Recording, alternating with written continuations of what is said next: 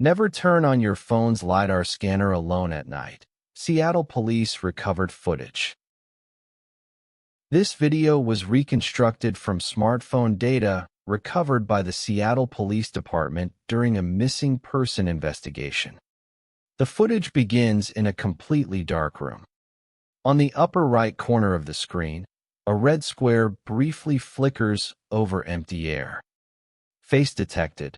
The phone's camera system identified two faces in a room where only one person was present. Investigators later recovered nearly an hour of corrupted system logs and camera recordings from the device. What you are about to see is a reconstruction of that final hour. If you are alone right now, try something. Turn on the front camera of your phone. Look closely at your own face on the screen. Most modern smartphones use advanced facial recognition systems. Thousands of invisible infrared points map the shape of your face, your eyes, the height of your nose, the tiny movements of your lips. But a few nights ago, my phone detected two faces. Even though I live alone, one square locked onto my face. The other appeared behind me, floating in empty space. At first I assumed it was just a software glitch. But the second detection box never left my back. Always behind me. Exactly behind my shoulders. The camera insisted that something was standing there, even though nothing was visible. Seattle, a city of endless winter rain. 1:14 a.m. A fourth-floor apartment just outside downtown.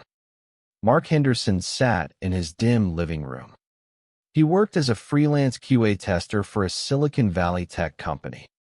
3 monitors on his desk emitted a cold white glow. All the lights in the apartment were off. Only the sound of rain hammering against the window filled the room. Streetlight from outside barely slipped through the blinds, illuminating dust floating in the air. Mark leaned back in his chair, holding an iPad. He was on a FaceTime call with his girlfriend Sarah, who was working the night shift at a hospital. Sarah sipped coffee in the hospital break room. "Seattle looks like a flood tonight," she said. "Feels like a waterfall over here," Mark replied, yawning while picking up a cold slice of pizza. "I'm crashing the moment you get off work." Sarah nodded, then suddenly froze. She leaned closer to the screen. Her eyes narrowed. "Mark, wait." "What?" Mark looked up. Sarah stared into the camera. Slowly, her voice dropped. "Mark, who's behind you?" Mark laughed. "What are you talking about? You know I live alone." But Sarah wasn't smiling. "No, I'm serious. There's someone standing behind you." A cold sensation ran down Mark's spine. He slowly turned around. The dark kitchen. The faint LED light from the refrigerator. The island counter. Nothing moved. Nobody stood there. "There's no one here," he said. "Sarah, you're just tired." But Sarah's face had gone pale. She covered her mouth. "Mark, I still see it. It's closer now. It's looking directly into the camera." Suddenly the call glitched. The screen fragmented into blocks of distorted pixels. A harsh electronic buzz replaced her voice. Connection lost. The room fell silent. Rain slammed harder against the windows. Mark stared at the blank screen. "Great. The Wi-Fi again." He forced a nervous laugh. But his heart was already racing. He grabbed the iPhone 15 Pro sitting on his desk. It was a test device for facial recognition software he was currently evaluating. Instead of the normal camera app, he opened a developer tool. Face Tracking API. The camera activated. Mark's face appeared on screen. Immediately a green box locked onto it. Entity_01 confidence 99% precise markers aligned with his eyes, nose, and mouth. Mark shrugged. "See? Working perfectly." He reached to close the app. But then, a second detection box flickered into existence. Just over his shoulder. A red square. Entity_02, unknown confidence, 34%. Mark froze. The box hovered in empty air. Not on the wall. Not on furniture. Just space. The confidence value began rising. 41%. 58%. The camera was recognizing something more clearly. Mark slowly leaned to the left.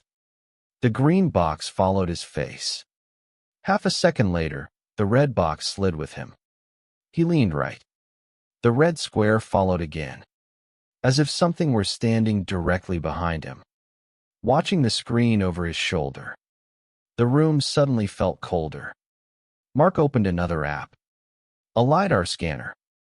The tool mapped physical space using depth sensors. He switched to the rear camera and slowly scanned the living room.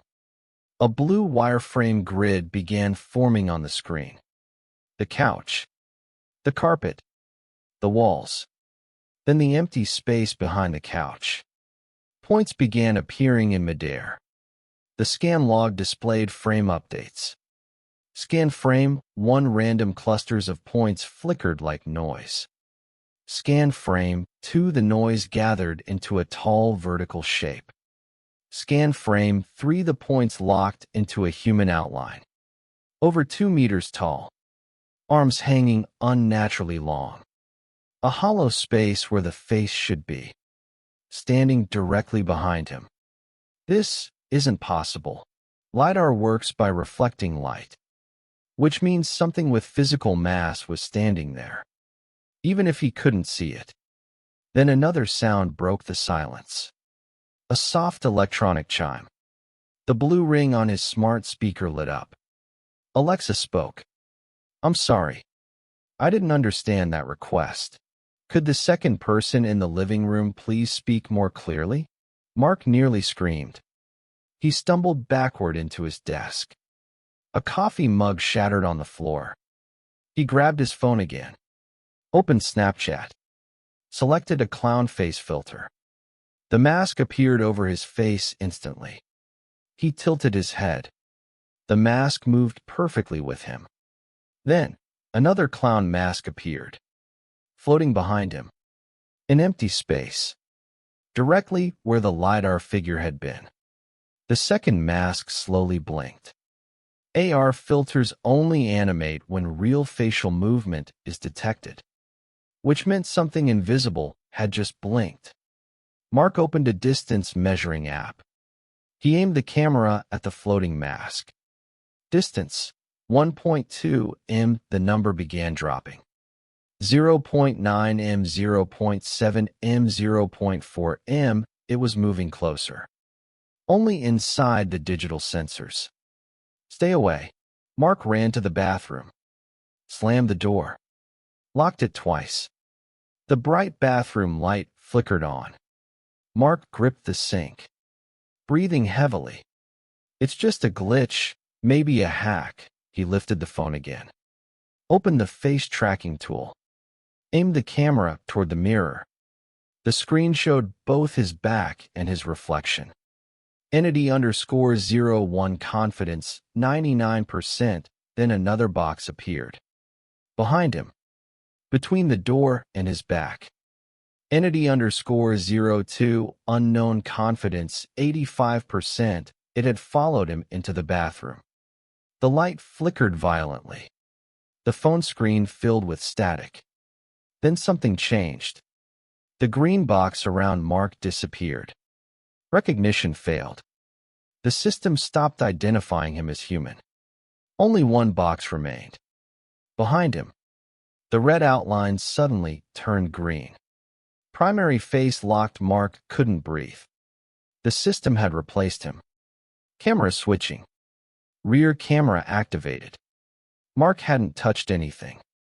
The screen now showed the mirror directly. But Mark was no longer in the reflection. A man stood there instead. He looked identical to Mark, but his mouth stretched into an impossibly wide smile. as if welcoming the change. The phone screen went dark. Then system logs appeared. 1 hour, 18 minutes, and 43 seconds new user registered. 1 hour, 18 minutes, and 44 seconds face data overwritten. 1 hour, 18 minutes, and 45 seconds original user removed. Moments later, the phone hit the bathroom floor, and the recording ended.